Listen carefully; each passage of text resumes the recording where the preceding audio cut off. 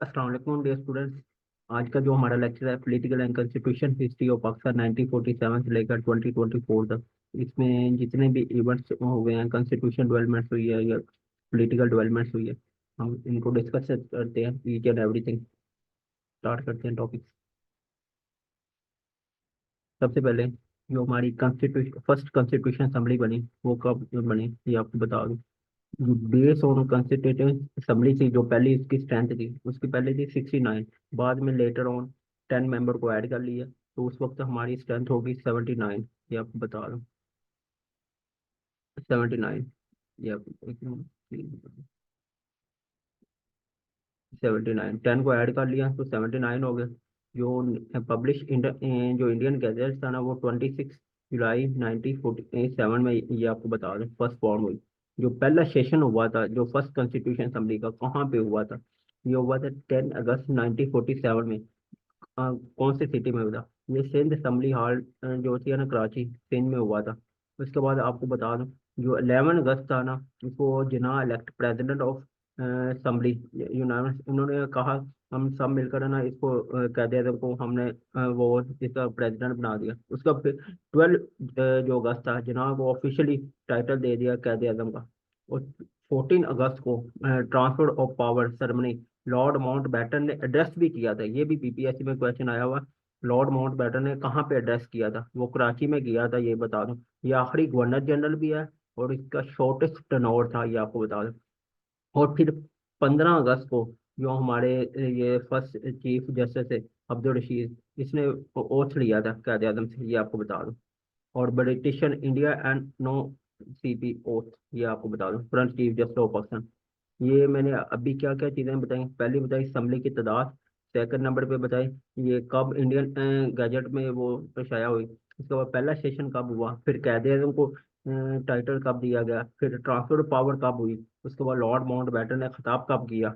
और ये बड़ी चीजें हम स्टार्ट करते हैं। इसी तरह जब आप एक मिनट रहना, हमारे भाई ये आपको बता दूं, first session of first constitution assembly जो थी ना, ये आपको बता दूं 10 अगस्त 1947 को सिंध असेंबली कराची में हुआ था। जो कॉन्स्टिट्यूशन असेंबली होती है ना, ये कानून वो आपको बता दूं बना देती है। जो लेजिस्लेटिव असेंबली होती है, ये कानून को अपडेट करती है। कॉन्स्टिट्यूशन असेंबली का क्योंकि हम पाकिस्तान बना है, उस वक्त हमारे पास तो कोई आइन ही नहीं था। हमने क्या किया था, 1935 वाला जो आइन था, या 1947 में जो ब्रिटिश गवर्नमेंट में वो कानून पास किया, हमने इसमें रद्दोबदल करके हमने अपना आइन बनाया। जो हमारा पहला आइन था, ये आपको बता दूं, वो कब बना? वो 1956 में बना है। पहले तो नहीं हमारे पास आइन था, ये आपको बता दूं। सही है, आगे चलते हैं। एक और चीज बताता हूँ इसमें। सबसे पहले ये देखो, जिना का टेनोर, जिना का टाइम पीरियड कौन सा था? जिना सब के टाइम पीरियड 15 अगस्त 1947 से लेकर 11 सितंबर 1948 तक था, ये आपको बता दूं। और एक और भी चीज इसमें बताता हूँ। और पाकिस्तान ने यूएनओ को ज्वाइन कब किया था? 30 सितंबर 1947 को, ये आपको बता दूं। उसके साथ ही यमन भी था, वो 23 सितंबर को वोटिंग हुई थी। और पाकिस्तान ने जब ये ज्वाइन किया था, ये आपको बता दूं, पाकिस्तान ने ज्वाइन किया था, कौन सा मुआलिफ इसके अपोजिट था, ये आपको बता दूं। ये था, आपको बता दूं कौन सा मुआलिफ का अपोजिट था, अफगानिस्तान था। और एक और चीज, इंडिया ने जो कश्मीर में इंटरवेंशन की थी, वो कौन से से किया था, ये आपको बता दूं। क्योंकि इंडिया ने एक और चीज, 26 अक्टूबर 1947 को जो कश्मीर का हुक्मरान था, उसने जाके इंडिया के साथ लहाक कर लिया था, ये आपको बता दूं, एग्रीमेंट कर लिया। और फिर 27 को आपको बता दूं, 27 अक्टूबर को हम ब्लैक डे के तौर पर मनाते हैं, ये आपको बता दूं, ये वाली चीजें। उसके बाद फिर एक और चीज, इंडिया ने सीज फायर लाइन कब की पाकिस्तान के साथ? 1 जनवरी 1949 को किया। और पाकिस्तान ने उर्दू को नेशनल लैंग्वेज कब करार दिया? 2 फरवरी 1948 को। उसके बाद इंडिया ने हमारा पानी कब रोका? ये 1 अप्रैल 1948 को रोका था, ये आपको बता दूं। ये भी फेवरेट क्वेश्चन है पीपीएससी का। और पाकिस्तान ने स्टेट बैंक एरोगेशन कब की थी? 1 जुलाई 1948 को कायदे आजम ने की थी। और इसके स्टेट बैंक को गवर्नर के जो था हमारा पहले, उसका नाम क्या था? जाहिद हुसैन था। ये आपको बता दूं, जो हमारे पास इंडिया और रिजर्व बैंक में असासे थे, ये टोटल जो हमारे पास 4 अरब थे, ये आपको बता दूं। और इसमें से पाकिस्तान को कितने मिलने थे, ये आपको बता दूं, 4 अरब थे। इसमें पाकिस्तान को मिलने थे 750 मिलियन। ये आपको बता दूं इन्होंने क्या किया, पहले 200 की किस्त दी, फिर गांधी ने एहतजाज किया तो इन्होंने 500 की किस्त दी, 500 मिलियन की। और अभी भी आपको बता दूं रिमेनिंग 50 मिलियन अभी भी इंडिया के वो पड़े हुए हैं, ये आपको बता दूं हमारे इनके पास। वो मेन इशू ये था यार, वो कहते हैं हम आपको सारे पैसे दे दो, कश्मीर को आप हमारा पार्ट कंसिडर कर लो। और एक और भी चीज़ बताता हूँ, और पोस्टल स्टैंप का इशू कब हुआ, ये 9 जुलाई 1948 को हुआ। उसके बाद सक्सीड हुआ ख्वाजा नाज़मुद्दीन, ये आपको बताओ ये सीएम बंगाल थे, बाद में ये सेकंड गवर्नर जनरल बने थे। ख्वाजा नाज़मुद्दीन ये सेकंड प्राइम मिनिस्टर भी थे और ये सेकंड गवर्नर जनरल भी थे, ये आपको बता दूं। ये लाजमी क्वेश्चन आता है। इसी तरह एक और चीज़ मैं आपको बताता हूँ, उस पर तो जो फौजी असासे थे उनकी तादाद इन्होंने क्या की थी, मुझे ये बताएं। 64% इंडिया को देने, ये आपको बता दूं। 64% इंडिया को देने, और पाकिस्तान को कितने देने, 34%। 34%। और एक और चीज़ मैं आपको इसकी मैं बताता हूँ, ये वाली सीन हो गया। उसके बाद असासे वाले हो गए। उसके बाद हमारे पास जो फैक्ट्रियाँ थी ये आपको बता दूँ, 1920 ने जो उसके बाद एक और चीज़ बताता हूँ यहाँ पे, जो फैक्ट्रियाँ थी 1921 थी। और 1921 में से कितनी फैक्ट्रियां पाकिस्तान के हिस्से में आई, ये आपको बता दूं, सिर्फ 34 आई। उसके बाद एक और चीज़ यहाँ पे बताता हूँ, ये 1921 है। और इसमें उस वक्त आपको बता दूं कितनी ऑर्डिनेंस फैक्ट्री थी, कोई भी ऑर्डिनेंस फैक्ट्री नहीं पाकिस्तान के हिस्से में आई, ये आपको बता दूं। ये सारे पीपीएससी में क्वेश्चन आए हुए हैं, ये सारे इसी में। चले हम स्टार्ट करते हैं आगे वाला टॉपिक।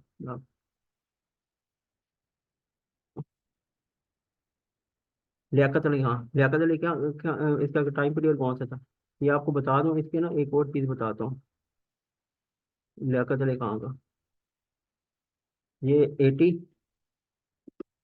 95 में इसकी पैदाइश है। और ये 90, ये आपको बता दें 51 में इसकी डेट ऑफ बर्थ है। और इसने मुसल्ले को कब ज्वाइन किया, 1923 में, ये आपको बता दें। इसको राइट हैंड ऑफ कैद आजम भी कहा जाता है, राइट हैंड ऑफ कैद आजम,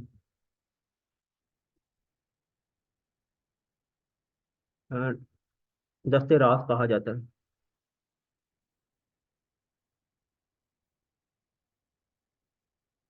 कैद आजम का दस्ते राज कहा जाता है। उसका ये आपको बता दूं 1945 में या 6 में इलेक्शन हुए थे, ये आपको बता दूं। उस वक्त ये डिफेंस मिनिस्टर, ये फ्रांस के मिनिस्टर बने थे, ये फर्स्ट पीएम थे। उसके अलावा फर्स्ट डिफेंस मिनिस्टर भी थे। उसके अलावा फिर फ्रांस जो गवर्नमेंट थी 1946 में बनी थी, जवाहरलाल नेहरू प्राइम मिनिस्टर, उस वक्त ये लियाकत अली खान थे। और इसमें पूरा बजट भी पेश किया था। उसके अलावा इसने ना बीकेम प्रेसिडेंट और मुसलिक आफ्टर द जना, जब जना साहब की डेथ होगी उसके बाद ये मुसलिक के वो सदर बन गए थे। और ये कौन सी यूनिवर्सिटी पढ़े, ऑक्सफोर्ड यूनिवर्सिटी से पढ़े हुए हैं, ये आपको बता दूं। जो एक और भी चीज़ बताता हूँ, इनको जो बेगम इनकी लियाकत अली खान की जो बेगम थी ना, ये नेदरलैंड में एम्बेसडर भी रही। और ये फर्स्ट वो है गवर्नर भी फीमेल।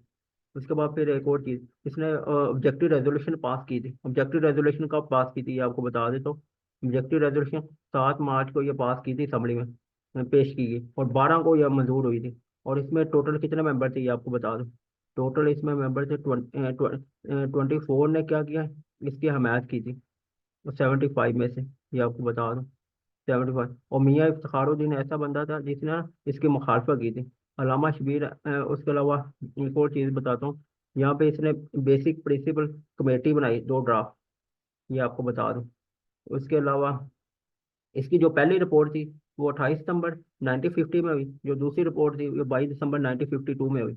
और लामा शबीर अहमद उस्मानी ने इसको लीड किया था, जिसने उसका कायद आज़म का वो जनाजा भी पढ़ाया था। असैसिनेटेड रावलपिंडी, सैयद अकबर जो था ना उसने इसको शूट किया था। तो 16 अक्टूबर 1951 को इसकी असैसिनेटेड कर दिया था इसने। ये आपको बताऊं ये पहला प्राइम मिनिस्टर है जिसकी लॉन्गेस्ट टर्म है, ये अभी तक ये क्वेश्चन है, 75 ईयर। इस तरह जब आप चीजें पढ़ते हैं तो कितना इजी हो जाता है। आगे चलते हैं, हमारा बताओ। उसके बाद एंटी अहमदी वो राइट्स, इसमें क्या हुआ था यार, जो मुस्लिम लीग थे ना प्रोविंशियल असेंबली में पंजाब में, मुस्लिम लीग ने वो निकाल लिया था इलेक्शन। और इसके मुमताज जो ये आपको बता दो, जमीयत उलमा इस्लाम और मस्जिद मुमताज जो राना बीकेम अनअपोज सीएम बन गए थे। और एक और चीज़ बताओ, 1953 में ना कादियानी का इशू हुआ, लाहौर में पहला मार्शल लॉ लगा था, ये 6 मार्च 1953 में। और ख्वाजा नाज़मुद्दीन पीएम थे और गुलाम मोहम्मद इसके उस वक्त गवर्नर जनरल थे। और ये लाहौर के एरिया में आता है, ये आपको बता दूं। ये इसी इशू में मौलाना मदूदी साहब को वो सजाए मौत दी के बाद में रिहा कर दिया गया। मौलाना मदूदी साहब जो जमात इस्लामी का फाउंडर है। आगे चलते हैं। मुनीर पर रिपोर्ट कौन सी हुई? ये था यार, मुनीर पर रिपोर्ट कौन सी, ये स्पेशल एक्ट पास किया था constitution, a court of inquiry to investigate issue deeply inquiry, 1 मई 1954 में। इसमें यह था यार, मुनीर पर रिपोर्ट में जो चेयरमैन थे ना मोहम्मद मुनीर, इसने Lahore chief justice Lahore high court, other member जैसे क्यानी, इन्होंने रिपोर्ट सबमिट करवाई थी 10 अप्रैल 1954 में। उससे रिपोर्ट को बड़ी लेंथी कर दिया। और ओरिजिनल पेजेस 387 पे ये रिपोर्ट की थी। मुनीर पर रिपोर्ट इसको कहा जाता है, ये इंक्वायरी के लिए की थी मार्शल को। जो हुआ नहीं था उसमें लियाकत अली खान के खिलाफ अगेंस्ट एक फैज़म फैज साहब और दो जनरल थे, एक अकबर खान थे। उन्होंने उसके अगेंस्ट में इन्होंने जो कॉन्स्टिट्यूशन की थी ना उसके खिलाफ। फिर डिसमिस ऑफ ख्वाजा नाज़मुद्दीन, ये आपको बता, डिसमिस ऑफ ख्वाजा नाज़मुद्दीन को क्यों किया गया ये आपको, ये सेकंड गवर्नर जनरल भी है, सेकंड प्राइम मिनिस्टर भी। लॉ एंड ऑर्डर की वजह से सिचुएशन खराब हुई पंजाब में, अहमदी राइट्स और फ्लड शॉर्टेज, सिविल मिलिट्री लो रिलेशन और कट डिफेंस बजट, तो इस वजह से इसको डिसमिस कर दिया गया। फिर हमारे पास जो प्राइम मिनिस्टर बने मोहम्मद अली बोगरा बने, ये आपको बता दें 17 दिसंबर 1953 को, 17 अप्रैल को। उसके बाद हमने डिसमिस कौन से एक्ट के तहत किया, सेक्शन 10 1953 के एक्ट, क्योंकि हमारा जो आपको बता दूं, पीएम को not inform and appeal to British queen due to cut off telegraph. ये आपको ये हमारा तो आइन ही 1956 में बना है, पहले तो नहीं आइन बना। मोहम्मद अली बोगरा है, बोगरा कौन है ये, हमारे पास बोगरा साहब ये पीएम थे पाकिस्तान के, ये आपको बता दूं। और एक और चीज़, बेसिक प्रिंसिपल जो कमेटी थी इसकी मैंने रिपोर्ट के आपको डेट पहले ही बता दी है। ये कौन सी डेट थी, ये 22 दिसंबर 1952 में। और इसमें ये था यार, आपने ना बोगरा इसने ना अप्लाई क्या किया, Bogra represent except formula for all the party of federation. इसको बोगरा फार्मूला को क्या कहा जाता है, ये कॉन्स्टिट्यूशन फार्मूला भी होता है। और हैज इक्वल रिप्रेजेंटेशन देने के लिए, ये आपको बता दें, इट वाज रिप्रेजेंट, ये 7 अक्टूबर 1953 को यह पेश किया गया था। और 6 अक्टूबर 1956 को अडॉप्ट किया गया, ये आपको बता दें। इसका मेन फीचर क्या था, इसका मेन फीचर ये था, बाई कैमरल होनी चाहिए लेजिस्लेटिव असेंबली, अपर हाउस में 50 सीट्स होनी चाहिए, लोअर हाउस में 300 होनी चाहिए, equal power to power house. इसमें ये होना चाहिए, अगर लोअर हाउस में ईस्ट पाकिस्तान की सीट्स ज़्यादा है तो वेस्ट पाकिस्तान की सीट्स कम है, तो अपर हाउस में जो है इक्वली रिप्रेजेंट, अगर एक एक जो हमारी असम्बली है वहां से कानून पास हो जाए तो दूसरी असम्बली, जब तक इक्वली कंसेंसस नहीं होगा ये कानून पास नहीं होगा। ये अभी आगे बताता हूँ। हमारे पास बोगरा फार्मूला मैंने आपको पहले बता दिया। ये बोगरा फार्मूला क्या था, बोगरा फार्मूले में ये जो हाउस ऑफ यूनिट्स है, ये आपको बता दो अपर हाउस, इसमें क्या गया, ईस्ट बंगाल को आपने 10 सीट दे दी, पंजाब सिंध और बलोचिस्तान को 10-10 दे दी, ये टोटल हमारे पास कितनी होगी 50। उसके बाद फिर ईस्ट बंगाल में 165 कर दी, और वेस्ट बंगाल की 135 टोटल में, पंजाब की 75, और एनडब्ल्यू की 13, और सिंध की 19, और बलोचिस्तान की 2, और 3 स्टेट बलोचिस्तान 11 ट्राइबल, तो ये मिलाकर बनती है 135। इसका मतलब ये था, अगर एक इस हिस्से से ईस्ट पाकिस्तान की सीट ज्यादा है तो यहाँ पे वेस्ट पाकिस्तान की, जब भी कोई कानून पास करेंगे पहले इधर कंसेंसस होगा फिर इधर होगा, अपर हाउस और लोअर हाउस, फिर जाके कानून पास होगा, इस तरह नहीं होगा। ये इक्वली रिप्रेजेंटेशन देने के लिए कहा गया। ये कई दफा पीपीएससी में क्वेश्चन भी आया था। आगे बढ़ते हैं, election in Pakistan, east Pakistan में क्या हुए, ईस्ट पाकिस्तान में इलेक्शन हुए थे 8 to 11 मार्च 1954 में, प्रोविंशियल असम्बली के। और यूनाइटेड फ्रंट ने, कम्बिनेशन ऑफ 3 पार्टी, और अवामी लीग ने, और कृष्ण पराजा पार्टी और निजामुद्दीन ने, जुगल फ्रंट ने 223 सीट जीती। रूलिंग पार्टी मुस्लिम लीग थी, मुस्लिम लीग सिर्फ 10 सीट जीत सकी, ये आपको बता दें। बोगरा फिर कॉन्स्टिट्यूशन वो हुआ था, क्रिटिसाइज बहुत ज्यादा हुआ था इसमें ना, जब 1954 में इलेक्शन हुए थे मार्च में, तो इस वजह से जो पंजाब में हुए थे वो मार्च 1951 में हुए थे। और दिसंबर में मेरे ख्याल से उधर हुए थे सिंध में, ओके पी में। एक और चीज, असेंबली ने 2 कानून पास किए थे, ये आपको बता दो, असेंबली ने अमेंडमेंट्स के लिए। एक किया था PRODA public representation office disqualification act, ये 19 49 में किया था। इसका ये था यार, आपने क्या करना है, removing the governor general power remove PM and assembly bye amendment 9 और 10 और 10A 10B।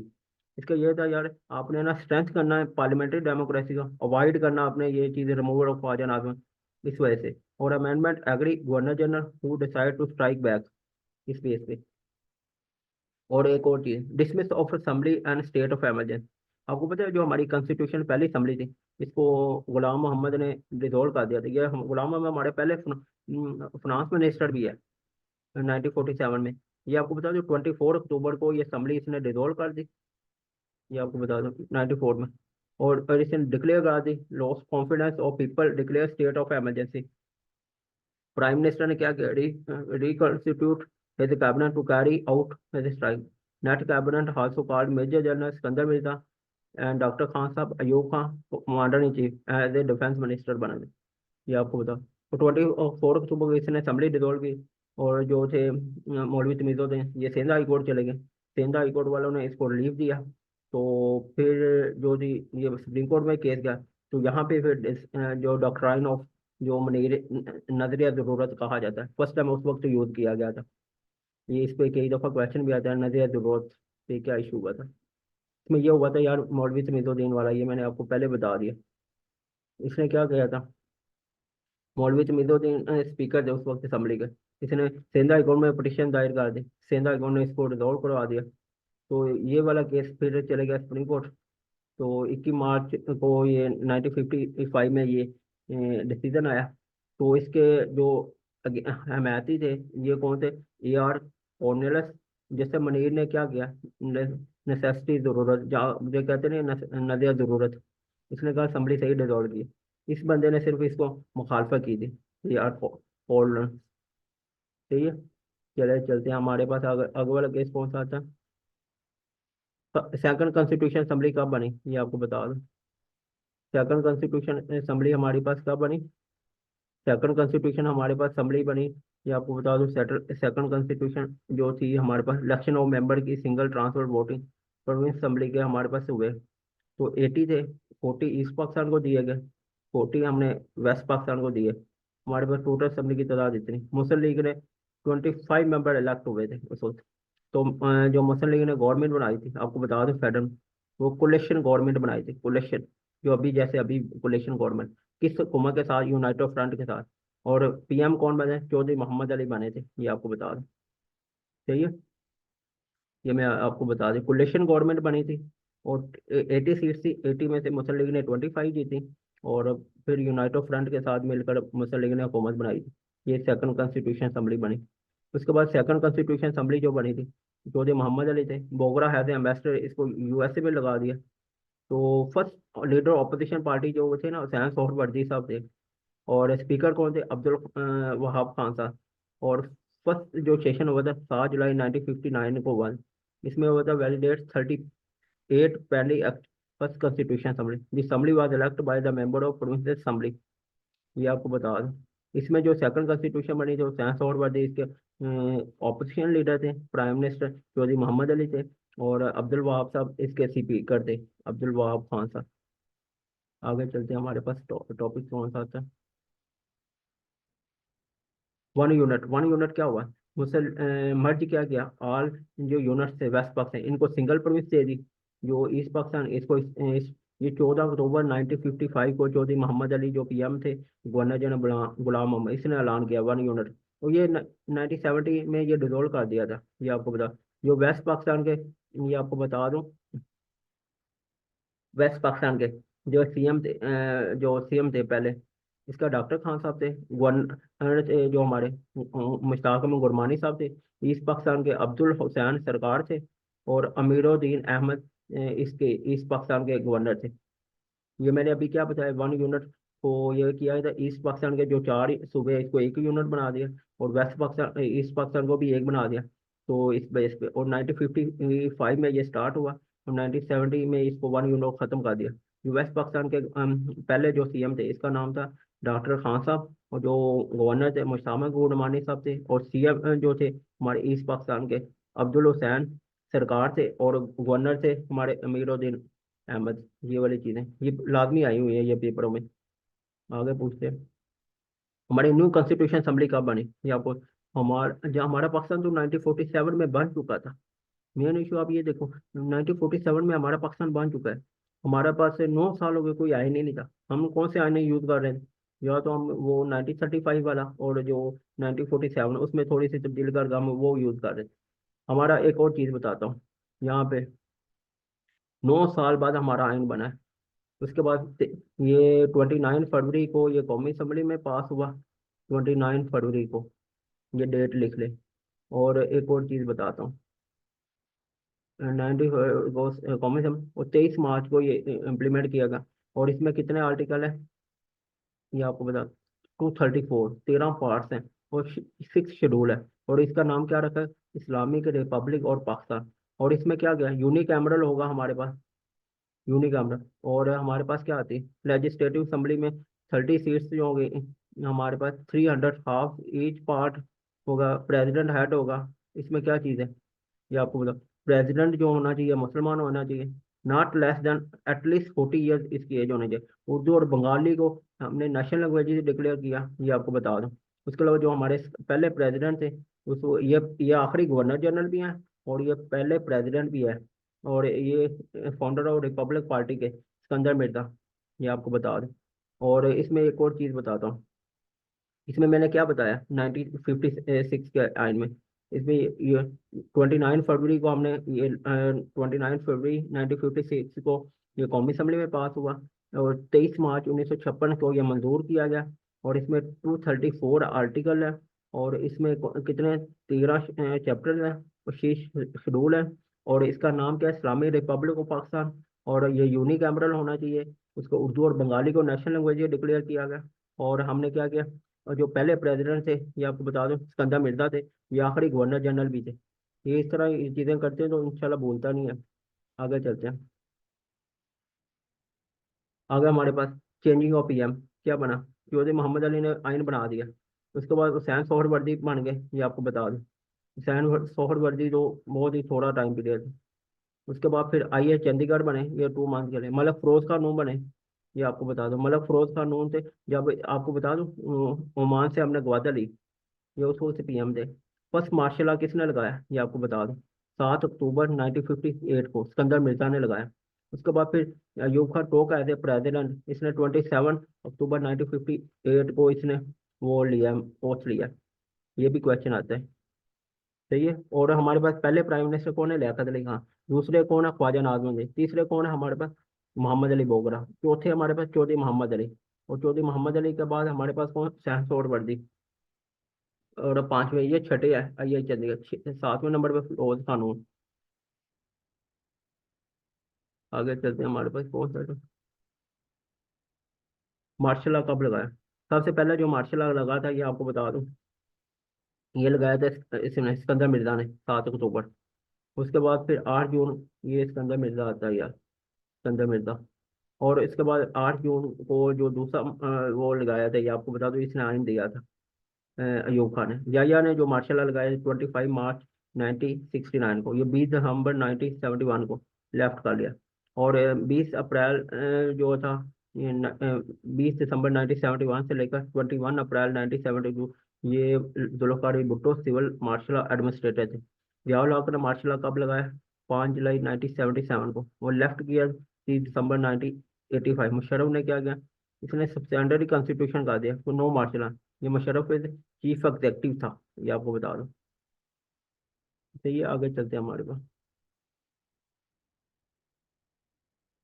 अंडस water treaty. Ayub आरा में कौन कौन से ट्रीटी हुई हैं। सबसे पहले अंडस वाटर ट्रीटी, ये 19 सितंबर 1960 में हुई। और इसके बाद फिर रेफरेंडम हुआ। फिर ईबी, और जो हमारे पास इलेक्टोरल, हमारे पास बॉडी जो है डिस्क्वालिफिकेशन एक्ट भी इसने लेकर आया, इलेक्टोरल कॉलेज वाला है। उसके बाद फिर हमारे बेसिक डेमोक्रेसी लेकर आया 1959 में। इसके अलावा फिर बैन इसने जमात इस्लामी को किया, अरेस्ट ऑफ मौलाना मदूदी साहब को। और एक और चीज़, बेसिक डेमोक्रेसी पहले 80,000 के बाद में इसने 1,20,000 कर दिया। ये भी आगे चलते हैं हमारे पास, ये ऊपर। हमारे पास अयूब एरा में क्या हुआ, ये कॉन्स्टिट्यूशन लेकर आया 1962 में, ये 8 जून को इम्प्लीमेंट किया। ये रन ऑफ कच्छ वाला कौन सा आर्बिट्रेशन था, ये साउथ ऑफ थारपारकर में आता है। ये 30 अप्रैल 1965 में हुआ था। फिर 1965 की वार में इसने क्या किया, ऑपरेशन जोब्राल्टर स्टार्ट किया। और आपको बता दें इंडो पाक वार हुई, ये आपको बता 6 सितंबर से लेकर 23 सितंबर तक आई थी। 70 डे आती है। और इसमें एक और चीज़ बताता हूँ, इसमें फिर 10 जनवरी को ये एग्रीमेंट हुआ, ताशकंद एग्रीमेंट 1966 में। और उस वक्त ये प्रेसिडेंट थे, और लाल बहादुर शास्त्री के यूएसएसआर में, हिंदुस्तान में, वहाँ पे मुलाकात हुई। उसके बाद थर्ड लेजिस्लेटिव जो असेंबली थी हमारी, पहली दो कॉन्स्टिट्यूशन थी और थर्ड हमारी लेजिस्लेटिव थी। ये मार्च 1962 में बनी। मौलवी तमीजुद्दीन इसके स्पीकर थे, और शेर बहादुरुद्दीन खान इसके ऑपोजिशन लीडर थे। और इसमें फर्स्ट सेशन हुआ था 8 जून 1962 अयूब रावलपिंडी में। और पॉलिटिकल पार्टी एक्ट पास किया था ये 1962 में। ये भी क्वेश्चन आता है, पॉलिटिकल एक्ट। उसके बाद हमारे पास कौन सा आता है, ये थर्ड कॉन्स्टिट्यूशन असेंबली। सही है, आगे चलते हैं हमारे पास। फिर हमारे पास 1962 का कॉन्स्टिट्यूशन क्या चीज़, अपॉइंटमेंट्स ऑफ जो commission constitution head by Shahabuddin थे, फरवरी 1960 में। इसने रिपोर्ट सबमिट करवाई थी अप्रैल 1962 में। और 8 जून को इसने वो आपको बता दें इम्प्लीमेंट करवाया। और इसमें 250 वो हमारे आर्टिकल है, 12 पार्ट्स है। और इसमें 3 शेड्यूल है, ये आपको बता दें। इसमें इस्लामी आइडियोलॉजी का कंसेप्ट दिया गया, इलेक्टोरल कॉलेज का कंसेप्ट दिया गया, तो बेसिक डेमोक्रेसी, और ये प्रेसिडेंटल फॉर्म था, ये आपको बता दें। उसके बाद फिर 8 अमेंडमेंट हमारे पास, constitution in 7 year of its life abrogate on 25 March को इसने, यहिया खान ने इसको आइन को ख़त्म कर दिया था, यहिया खान ने। सही है, ये वाली चीज़ें जो भी मैं बता रहा हूँ। आगे चलते हैं हमारे पास। ये 1962 के आइन में, इसमें आर्टिकल कितने हैं, पार्ट्स कितने हैं, शेड्यूल कितने हैं, इस्लामी आइडियोलॉजी का कंसेप्ट दिया गया, बेसिक डेमोक्रेसी का कंसेप्ट दिया गया। उसके बाद 7 साल बाद ये हमारा आइन भी ख़त्म कर दिया गया था। ये आपको पहला आइन 56 में बना, दूसरा आइन वो था पार्लियामेंट्री था, यूनिकैमरल था। और ये हमारे पास जो ये प्रेसिडेंट सिस्टम जो हमारे पास दूसरा आता है, यहिया खान का टाइम पीरियड, ये हम कल पढ़ते हैं, आज के लिए इतना ही काफ़ी है।